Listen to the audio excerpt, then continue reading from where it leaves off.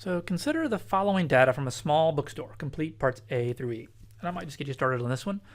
So here we have number of sales, working people working, and sales in thousands. So it's $11,000, $14,000, etc. So let's go ahead and open this in StatCrunch. We want to create a scatter plot of sales against number of salespeople working.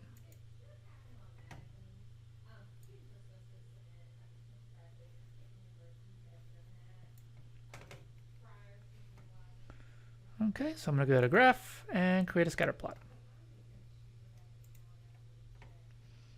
Now if we look at what they've done here, sales, number of salespeople is the X.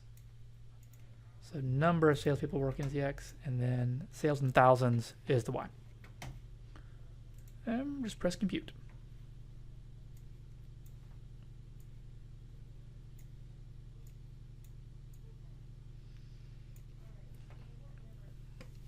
Okay, so this one looks most like C, it looks like. Definitely not A. And B is going down.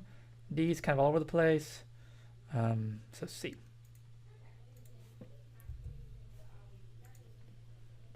So what can you say about the direction of association? So as X increases, Y seems to increase. So there seems to be a positive association.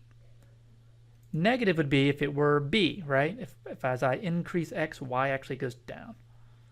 No association would be kind of like D or A.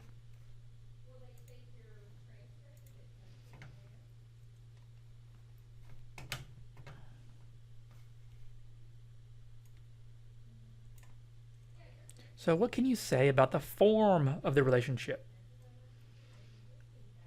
So is it curved, no association, or linear? Well, we already said there was a positive association, and it appears to be linear.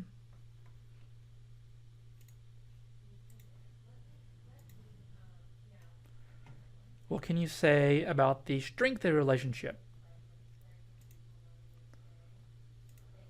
So it looks pretty strong. Let's see what the choices are. Very weak, very strong, no association. So very strong. And you'll get better at picking that. You know, strong versus very strong. I don't think they're going to assess you on that piece. If you ever miss one of those, you can let me know and I can override it.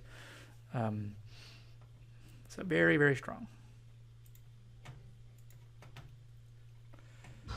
Does the scatter plot show any outliers?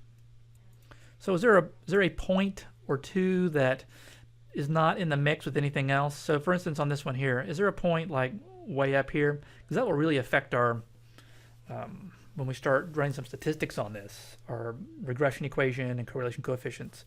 Sometimes we can remove those.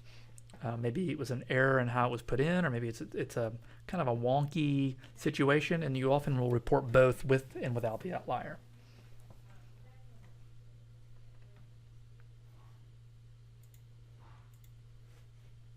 So I hope that helps.